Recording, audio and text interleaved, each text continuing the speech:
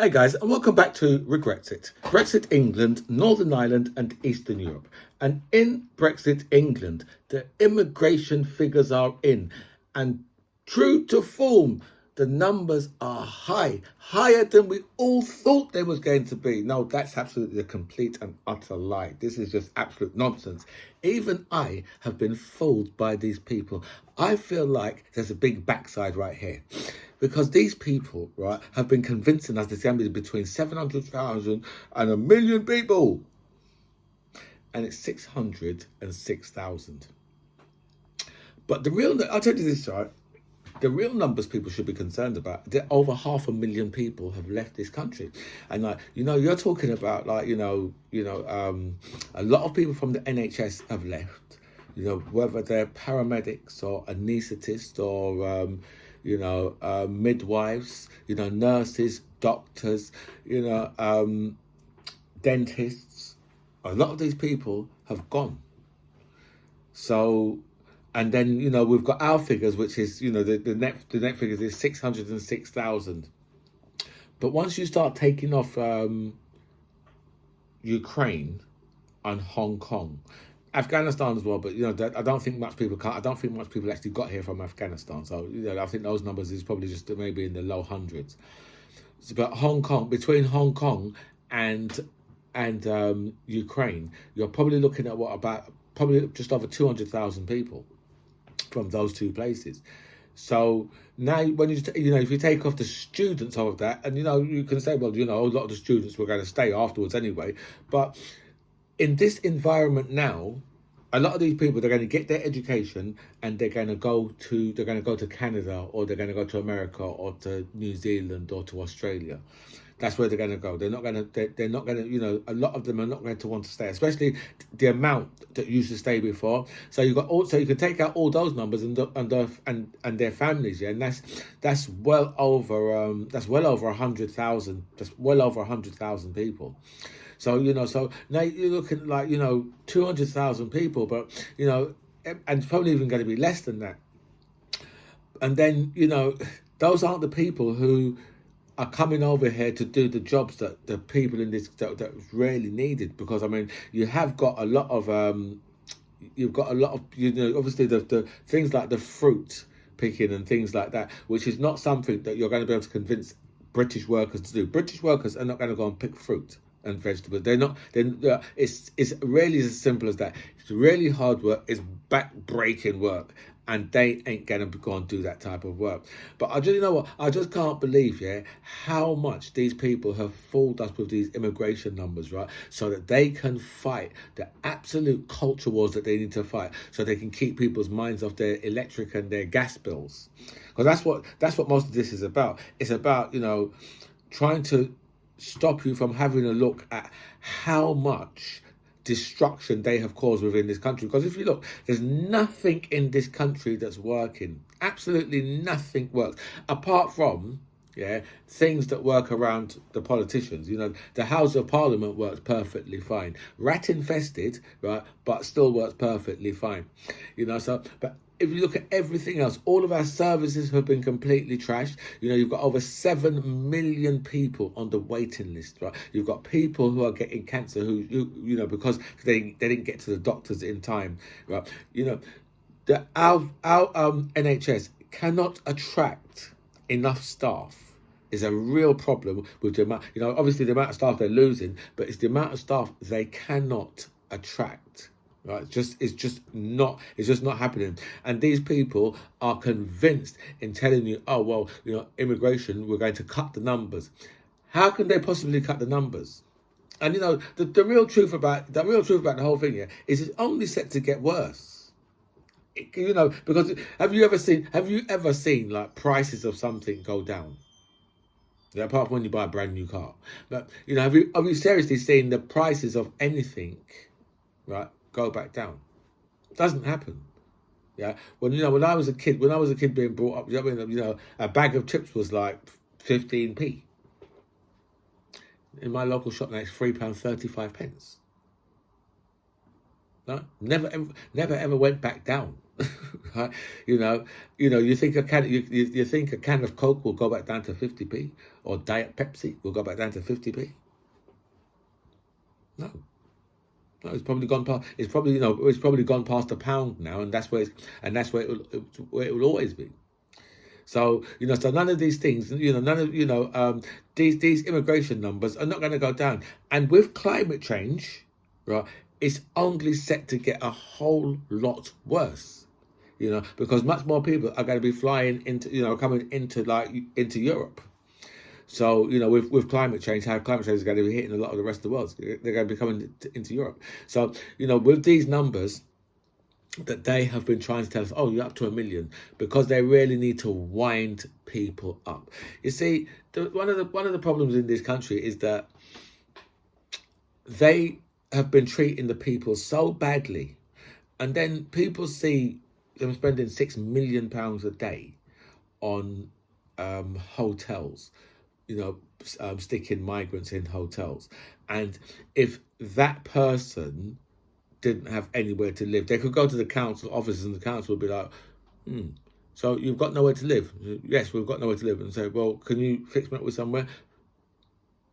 Oh, the person will say, well, can you fix me up with £1 million? I want £1 million. You want a place to live. Where do we go from here? The whole situation is that they would just say to you, well, have you not got a car you can sleep in? Or maybe you can sleep on someone's sofa, or maybe, even in somebody's shed, underneath a block of flats. That's the options they give you. And they say to you, take this number and go and bid.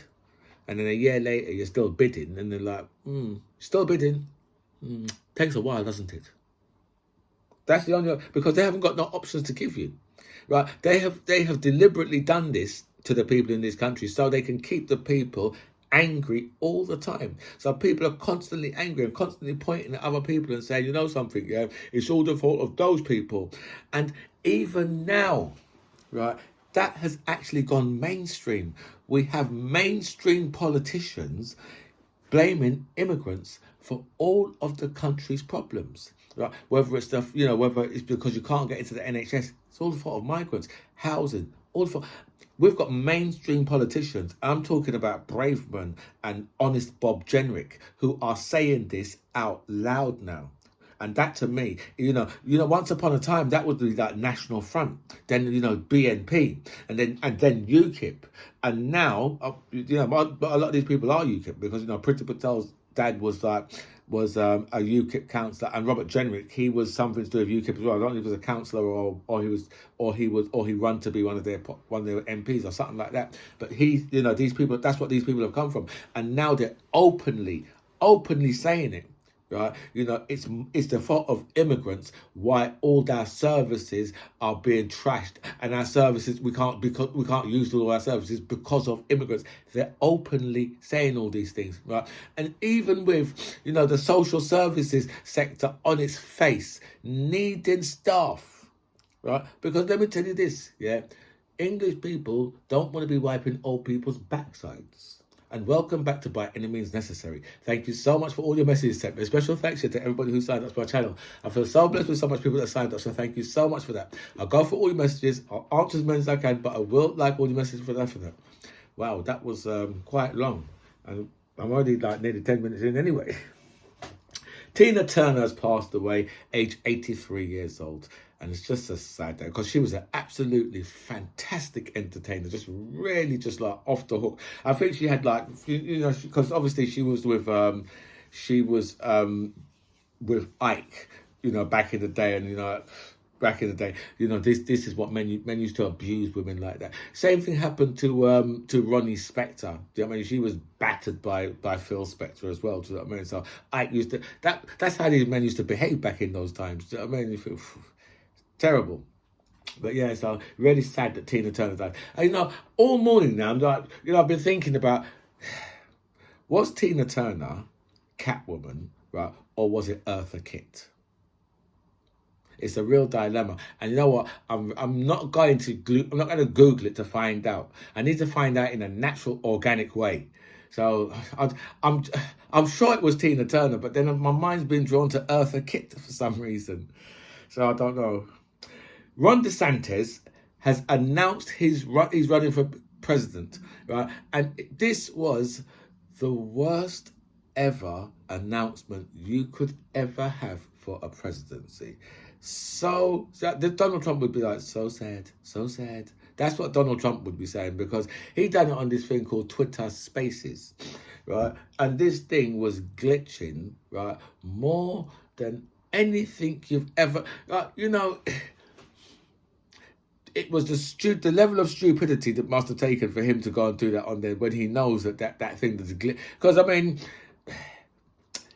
it's got to be glitching all the time, right? With the amount of glitching this thing was doing, it's got to be glitching all the time. So they must have known that this was going to happen. And I'm talking about this thing was cut off for like 3 minutes, then it come back on for a couple of minutes, cut off again 2 minutes, cut off again 3 minutes, cut off again 5 minutes.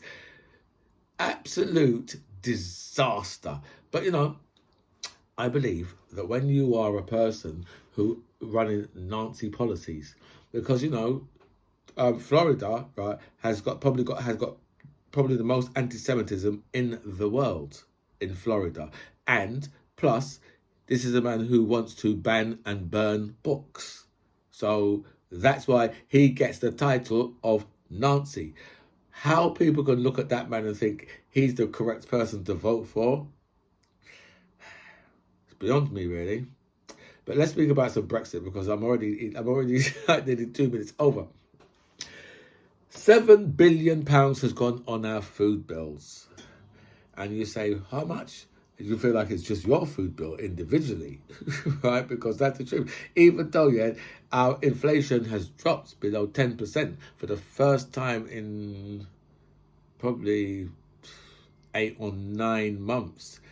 I think it might be, you know, I think it was, yeah, probably about that sort of time, right? So it's dropped to 8.75% or something like that. Inflation has dropped to, but that don't really make no difference. Not to the working classes and the poor, because you know, when inflation's running that type of, you might as well say that inflation for us is probably around, you know, it's probably between 12 and 15% anyway.